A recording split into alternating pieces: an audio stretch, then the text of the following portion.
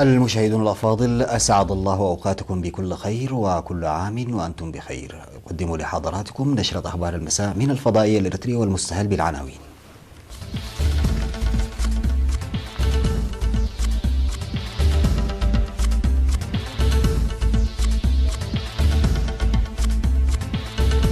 ورود برقيات تهاني بمناسبة عيد الاستقلال. جهود للتخفيف من مشكلة مياه حقات. العثور على آثار في صنعفه. مصرع 15 شخصا جراء الفيضانات في مالي. الولايات المتحدة تنهي المعاملة التجارية التفضيلية الممنوحة لتركيا. 4 قتلى في تحطم طائرة بدبي.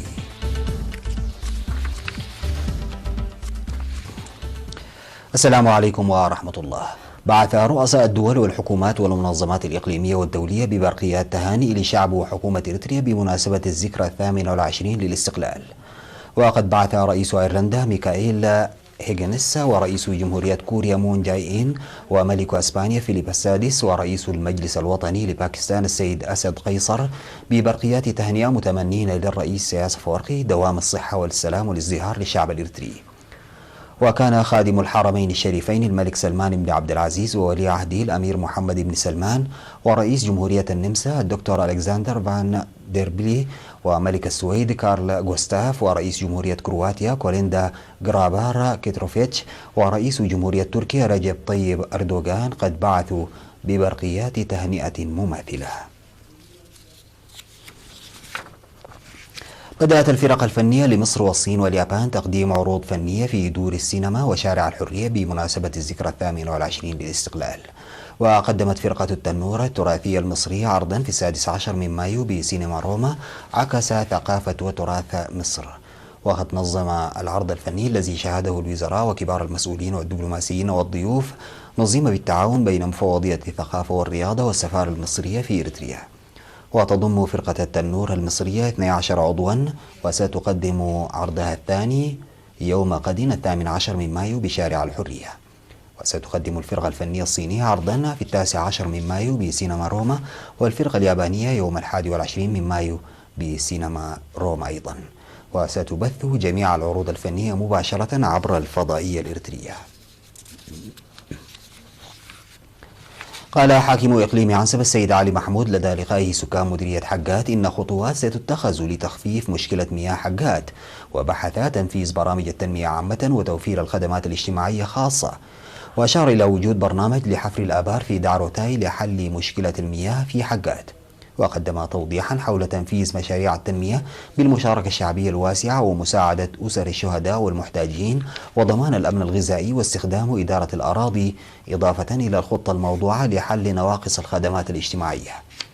وأكد المجتمعون على جاهزيتهم للمشاركة لتنفيذ فاعل للبرامج الموضوعة، وطالبوا لبناء السدود وحفائر إضافية لحل مشكلة المياه وتوزيع الأراضي السكنية ومراقبة أسعار مياه شاحنات الصهاريج. وقال عضو مكتب تنمية المياه في حقات السيد عبد سالم السناي إن مشكلة المياه سببها جفاف 3 آبار من 5 آبار مستخدمة.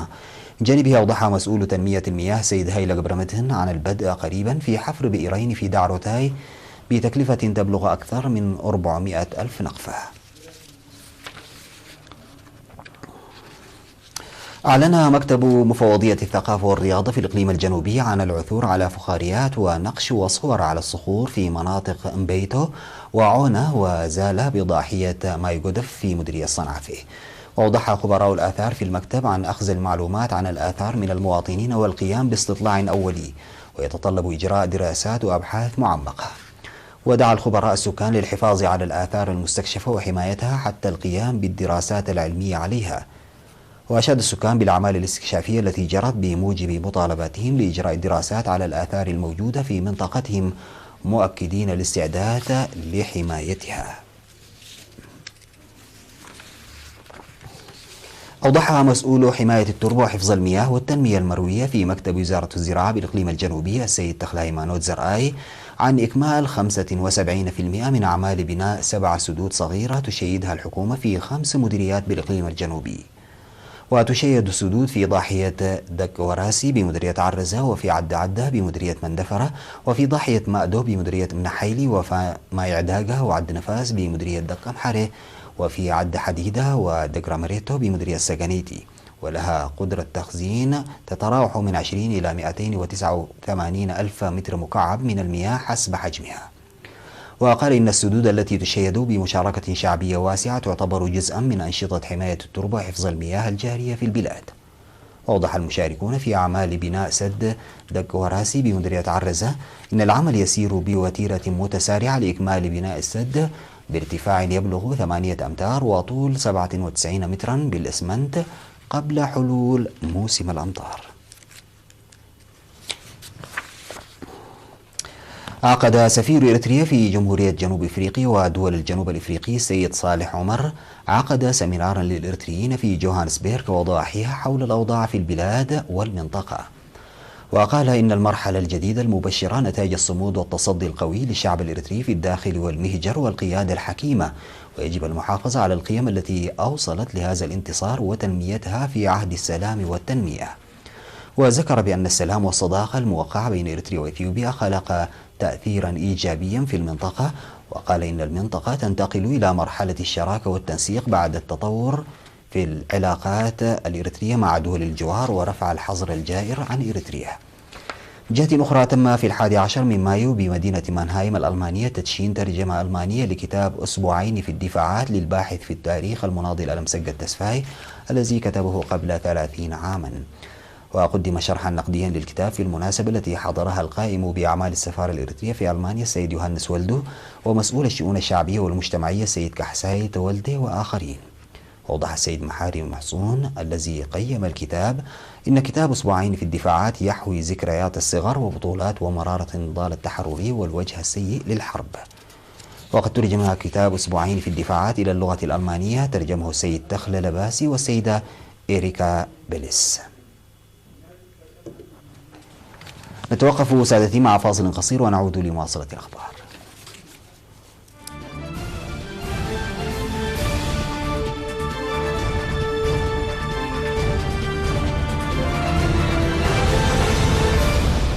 لقي 15 شخصا مصرعهم أمس الخميس في العاصمة المالية باماكو جراء سيول جارفة نتجت عن أمطار غزيرة، وفق ما أكدت حصيلة مؤقتة للحكومة المالية. وأدت السيول إلى جرح شخصين وتسببت في أضرار مادية جسيمة. وقد توافدت فرق البحث والإنقاذ إلى مختلف الأحياء المتضررة بالعاصمة باماكو، ولا تزال فرق الإنقاذ في العاصمة تواصل جهودها لإنقاذ المواطنين الذين غمرت المياه منازلهم. وغالبا ما تعاني مالي البلد الساحلي من فيضانات قاتلة بسبب الأمطار الغزيرة وهشاشة البنية التحتية في البلاد.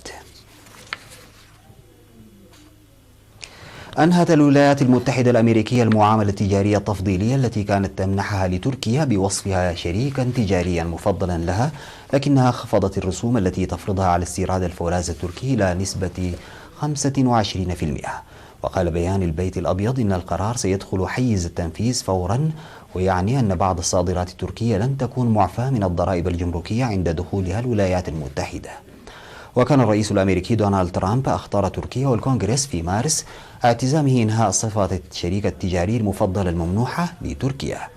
وأضاف البيت الأبيض أن إنهاء إدراج تركيا في النظام التفضيلي مرده أنها أصبحت بلدا متطورا اقتصاديا، لكن أنقرة كانت تتمنى ألا تمضي واشنطن قدما في قرارها، قائلة إن ذلك سيكون ضد هدف اتفاق التبادل التجاري بين البلدين الذي اتفق عليه الرئيسان ترامب ورجب طيب أردوغان، والذي تصل قيمته إلى 75 مليار دولار. قتل 4 أشخاص في تحطم طائرة صغيرة على بعد 3 أميال إلى الجنوب من مطار دبي الدولي، والضحايا هم 3 بريطانيين وجنوب إفريقي كانوا على متن الطائرة DA-42 المسجلة في بريطانيا بحسب السلطات الإماراتية.